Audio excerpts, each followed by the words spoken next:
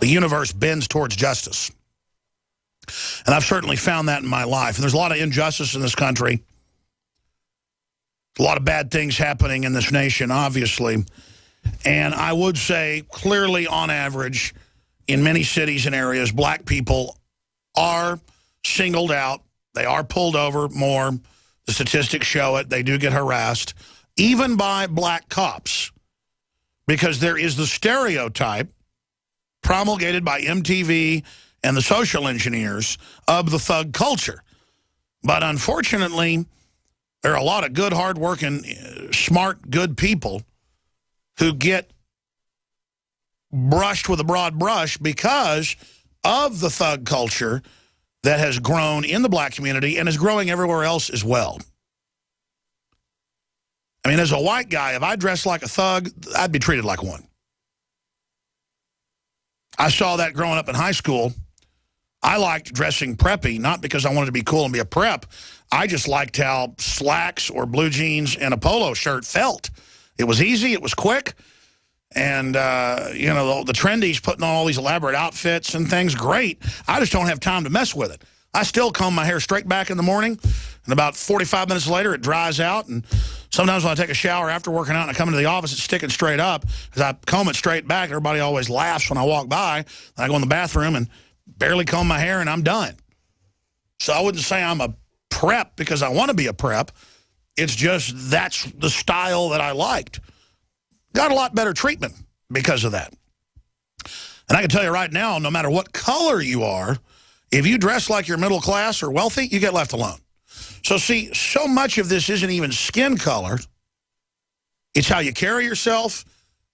It's how you act, and it's what you stand for long term that governs in this country whether you're going to be successful or not. Now, more and more, you've got to be a globalist insider.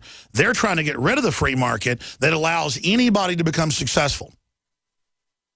Anybody to excel. And you could still do that in this country. We're still in the top 10 nations to be able to start a business and survive. We were #1 a few decades ago. But in some metrics, we're behind every industrialized nation when it comes to freedom. We still have a lot of economic freedom, but when it comes to police state, being spied on, surveillance, due process being run over, yes, we're in trouble. And the foreign banks, the multinationals, the globalists are the authors. They are running the show, the funding, the grants, the training. And I told you this Ferguson situation looked like it was staged before it happened. 2 weeks before, I said, get ready for the media to try to stir up inner city black communities as a diversion after the election. And then I said the last few weeks, look for the UN to come out with their UN treaty and call for disarming the American people. Wait for it, and the police. State Department Memorandum 7277.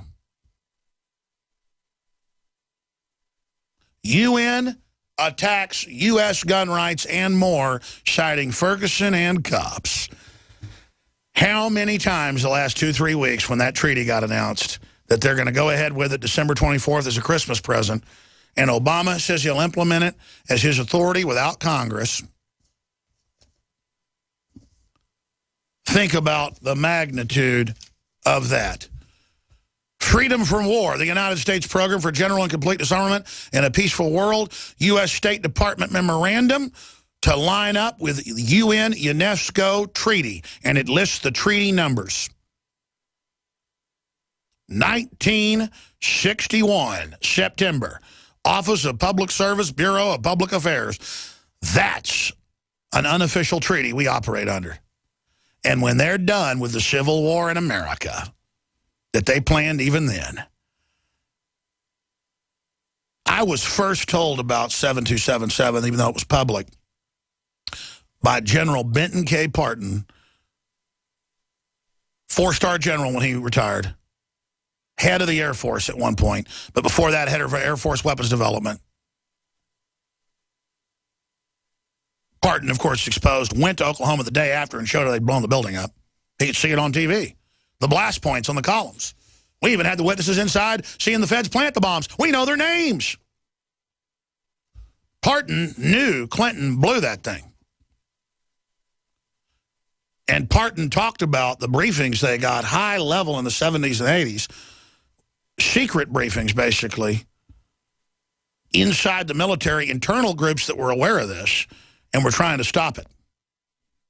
And 7277 and others are public documents where it shows first they disarm the American people, then they disarm the police, then they disarm the military, and it is directly out of the Hunger Games.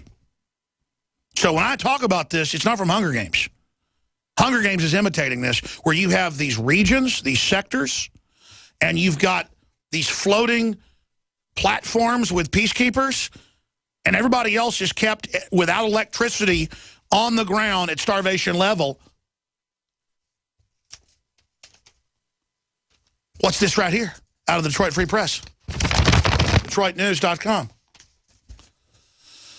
Entire Detroit public lighting system is down. A widespread power outage Tuesday has caused evacuations of buildings throughout the downtown, including Joe Louis Arena, Coleman A. Young Municipal Center, and Frank Murphy Hall of Justice, the Detroit Institute of Arts, and some buildings in Wayne State University. DTE Energy Co., Scott Simons, said it looks like the entire Detroit public lighting system is down. They already announced 3 months ago they turned off the street lights at night, affecting about 100 buildings, and it just goes on. Still out as we talk. This is Democratic Party politics. This is socialism. This is corruption. This is where it leads. This is where it goes. This is where Al Gore laughing at Ross Perot. Remember in 1994? Ha, ha, ha, ha, ha. Ross Perot, you're so stupid. NAFTA and GATT will raise our wages. So they deindustrialize you and then say, oh, let's up the wages after they devalue the dollar. They cut your arms off, cut your legs off, and then give you a wheelchair. But that's only to break our back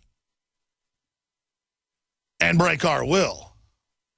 That's only to bring this system in.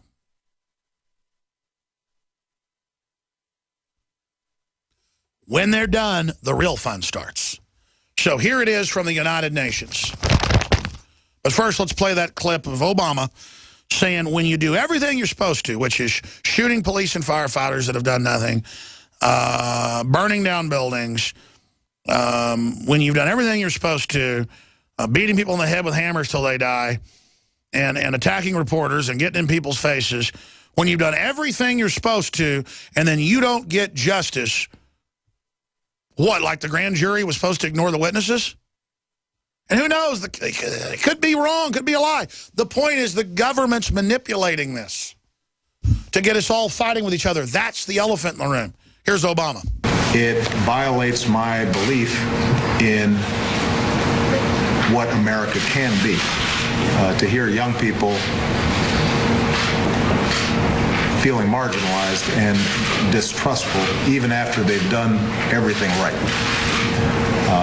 That's not who we are. And I don't think that's who the overwhelming majority of Americans want us to be. And I think there may be a convergence here where we've got outstanding law enforcement officials who recognize that times have changed and want to be responsive. I know that Richard Berry... Let's just stop right there. Times have changed, implying that this police officer shot Brown because, you know, he's old-fashioned racist or whatever. It just goes on and on. Now, continuing, I want to go to this next clip. This is Dick Cheney, before I get back into the UN information, give you details of that. Dick Cheney says ISIS will nuke the U.S. Remember Lindsey Graham last year when we discovered the missing nukes at Daesh, and they would not deny it.